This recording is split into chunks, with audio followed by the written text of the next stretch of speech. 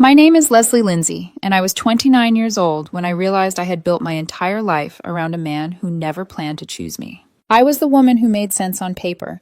I worked as a systems architect, had a solid income, a growing retirement account, and a car that never broke down.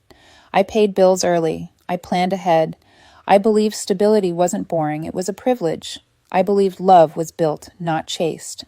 And for a while, he seemed to believe that too. Lucas Harrington came into my life 2 years earlier, like a storm pretending to be sunlight.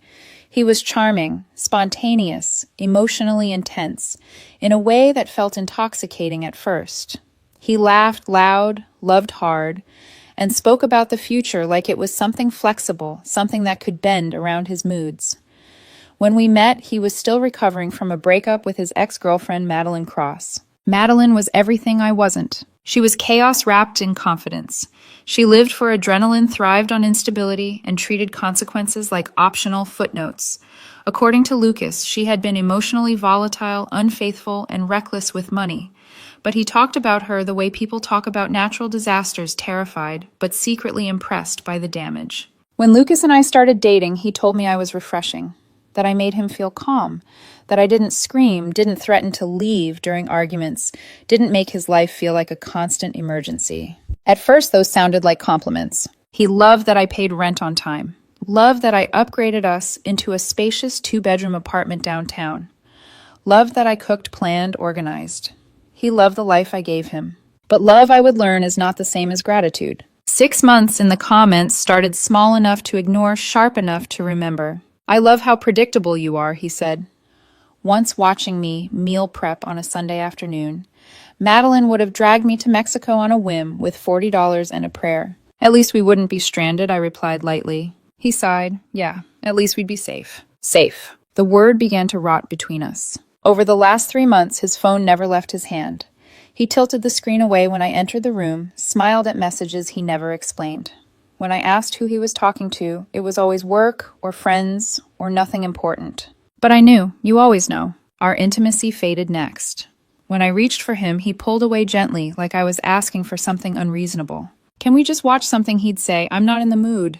20 minutes later, he'd post photos on Instagram, smiling styled, captioned with song lyrics about missing the fire. I swallowed my pride. I told myself stability wasn't sexy, but it was permanent. That one day he'd wake up and choose peace over chaos. What I didn't realize was that I wasn't his partner. I was his waiting room, and the call for his number was coming. The night of Mike's 30th birthday party, everything cracked. Lucas spent 2 hours getting ready, changed outfits 4 times, obsessed over his appearance like someone preparing for an audition. "Who are you trying to impress?" I asked, half joking. "Nobody," he snapped. "I just don't want to look boring." That word again. By the time we arrived, the tension was already humming. Music, drinks, laughter. Lucas hit the tequila fast. Within 2 hours, he was sloppy, loud, unfocused, cruel in that careless way people get when they think alcohol gives them permission. I watched him from across the yard, phone glowing in his hand, laughing at messages he never shared. I walked over and offered him water. "Maybe slow down," I said quietly. "We're driving later." He stared at the glass like I'd insulted him. "Stop controlling me," he slurred loud enough for the circle to hear. The air shifted. "I'm not controlling you," I said calmly. "You're stumbling." "I'm having fun," he shouted. "Do you even remember what that feels like? Or did you schedule it out of your spreadsheet?" Nervous laughter rippled. I felt the heat rise in my chest, but I kept my voice steady. "Okay, we're leaving." I turned away. He didn't follow. Instead, he screamed, "I settled for you." The backyard froze. Every head turned. Lucas stood there, shaking rage and humiliation, twisting his face, pointing at me like I was the enemy. My ex-girlfriend was better in every way, he yelled. She had passion. She made me feel alive. "You're just convenient." I looked at him. I felt nothing. I reached into my pocket, pulled out my car keys, held them up. "Okay," I said quietly. And I walked away. As I drove into the night, the silence felt like oxygen. I didn't know it yet, but behind me, Lucas was about to make the worst mistake of his life. I didn't look back as I pulled out of the driveway. I didn't slow down to see if Lucas followed. I didn't check my mirrors for his headlights. I merged onto the highway and let the hum of the road drown out the echo of his voice. "I settled for you." I waited for the pain to hit, for the delayed explosion, for the familiar ache I'd grown used to over the past year. The quiet humiliation, the constant self-questioning, the fear that maybe I really was too calm, too steady, too easy to take for granted. But none of that came. What washed over me instead was relief. Pure, unsettling relief. I checked into a small hotel 20 minutes away. Nothing fancy. Beige walls, stiff sheets, the kind of place designed to disappear into the background. I dropped my bag, kicked off my shoes, and sat on the edge of the bed, staring at the wall, bracing myself for grief. Still nothing. My mind didn't spiral, it calculated. The lease was in my name, the car was mine, the utilities, subscriptions, savings mine. I wasn't losing a partner. I was shedding a dependent. I left my phone face down on the nightstand for nearly an hour. When I finally flipped it over, the screen lit up like an emergency alert. Missed calls, voicemails, texts stacking on top of each other. I ignored all of them except one. It was from Mike, the birthday boy. "Leslie, I don't even know how to explain what happened after you left. You need to know." I stared at the message for a long moment before typing back. Tell me. The typing dots appeared. Disappeared. Appeared again. Then the play-by-play began. According to Mike, Lucas didn't chase after me. He didn't cry. He didn't apologize. When I drove away, the party turned on him instantly. The laughter died. The sympathy evaporated. Jessica, Mike's fiancée, was the first to speak. "What the hell is wrong with you?" she asked him. Lucas, fueled by tequila and wounded pride, refused to accept the role of villain. He doubled down. He laughed, waved his hand dismissively, and told everyone he didn't need me. "You think I'm stuck?" he scoffed. "Please. Madeline's been begging for me back for months." My fingers tightened around the phone. Mike wrote that Lucas pulled out his phone, looked everyone dead in the eye, and said, "Watch this." He put Madeline Cross on speaker. The backyard went silent. The phone rang twice. Then she answered. "Lucas?" Her voice was lazy, amused. "Why are you calling me?" Mike said. Lucas smiled, soaking in the attention, already planning his victory lap. "I left her," Lucas announced. "I finally did it. I'm free. I'm ready to come over." There was a pause, a long one. Then Madeline laughed. Not a nervous laugh, not a surprise laugh. A cold, dry, bored laugh. "You left the woman who pays for everything?" "For me," she said. "Lucas, are you serious?" Mike said. Lucas stammered, tried to recover. "I did it for us." Her response was merciless. "I slept with you last month because I was bored," Madeline said flatly. "Not because I want you moving into my apartment. You're unstable, broke, and dramatic. Don't call me again." Click. Deadline. Mike said. No one spoke. No one comforted Lucas. Jessica laughed, once sharp and disbelieving, then walked inside. The group dispersed like the party had been canceled mid-sentence. Lucas was left standing alone in the yard, phone buzzing in his hand, realizing the safety net he threw away had been the only one he had. I set my phone down on the nightstand. I didn't smile. I didn't feel joy. I felt vindicated. The man who told me I wasn't enough had just found out exactly how disposable he was. I slept deeply that night, the kind of sleep you get when your body finally understands the danger is over. When I woke up Sunday morning, my phone was at 4%. I plugged it in and watched the notifications flood in like a tide coming back. Missed calls 32. Unread texts 40. I scrolled through them slowly. The progression was almost clinical. Saturday, 10:30 p.m. Pickup. 10:45 p.m. You embarrassed me by leaving. 11:20 p.m. Where are you? Come back. Sunday, 12:30 a.m. I'm sorry. I was drunk. 2:00 a.m. Madeline is lying. I just wanted to make you jealous. 4:00 a.m. I'm scared. Please call me. 8:00 a.m. Are you breaking up with me? Please don't do this.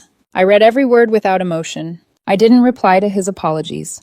I didn't ask about Madeline. I didn't argue. I opened my banking app, transferred my half of the joint savings, exactly my contribution, into my personal account, changed passwords to every subscription, removed his access with the same calm precision I used at work.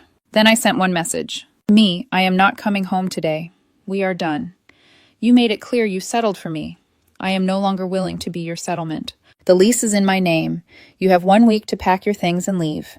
I will return next Sunday at noon to collect my keys. Do not contact me before then. I blocked his number. And for the first time in 2 years, the silence felt peaceful instead of lonely. The week after I blocked Lucas passed in a strange, weightless blur. On Monday, I went to work and realized I wasn't bracing myself for his mood swings anymore.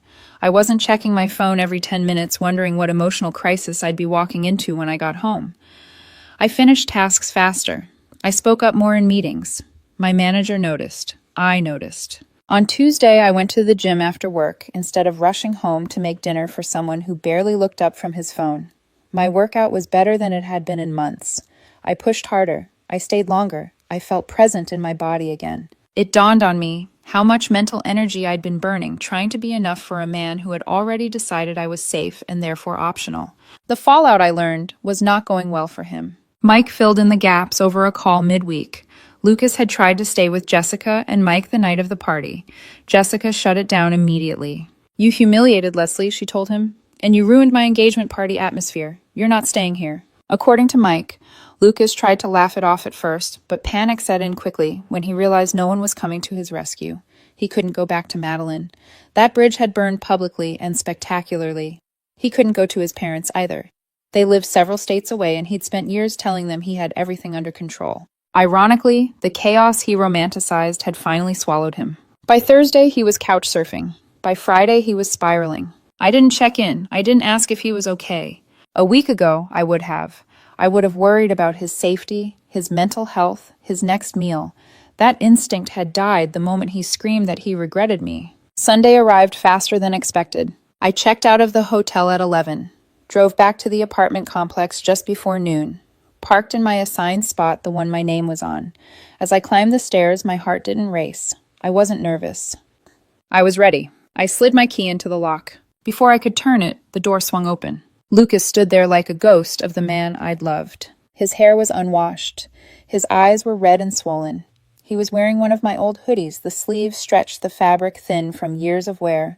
Cardboard boxes were stacked behind him, uneven and half-packed. "You came back," he whispered like it was a prayer. I didn't step inside. "I'm here for the keys," I said. My voice was calm, neutral, professional. His face crumpled. "Can we talk?" "I gave you a week," I replied. "Are you packed?" He nodded quickly, wiping his face with the sleeve of my hoodie like it still belonged to him. I just need more time," he said. "I don't have anywhere to go." "You had 7 days," I said, leaning against the doorframe.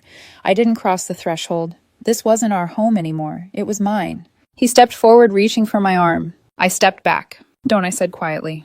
The silence between us stretched.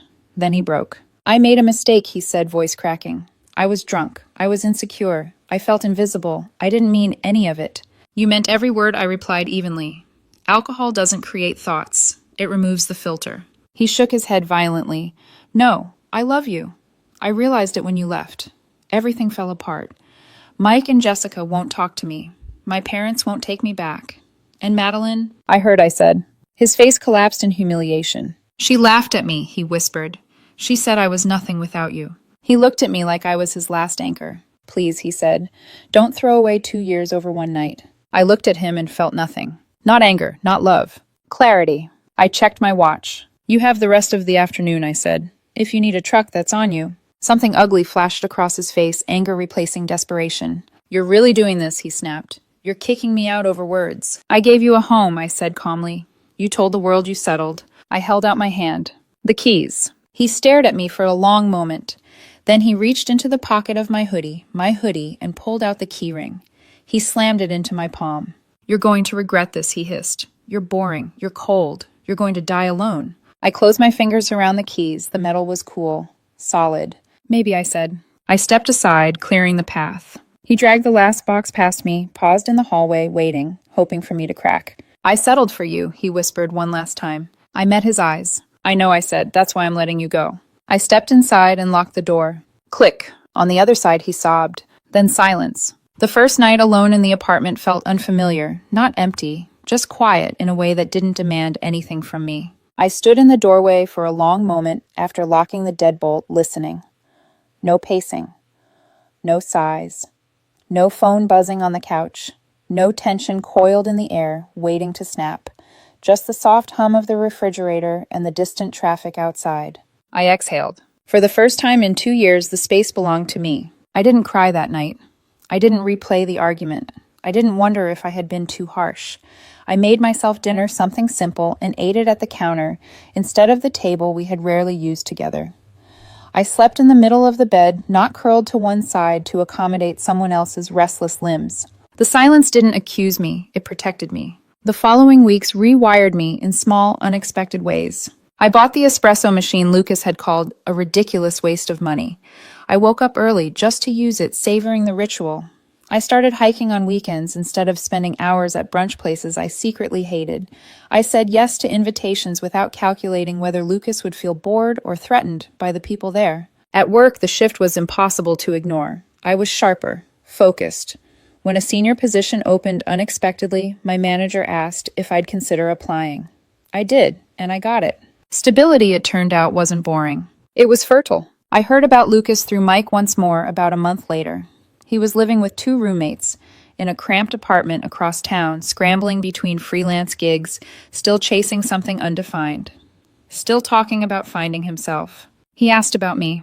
Mike told him the truth, that I was doing well, that I looked lighter, that I wasn't asking about him. Apparently, Lucas went quiet after that. 6 months passed faster than I expected. One evening, I was cooking dinner when my phone buzzed with a text from Mike. Ran into Lucas today. He asked if you were seeing anyone. I paused, stirring the sauce, and I typed. I told him yes. I smiled.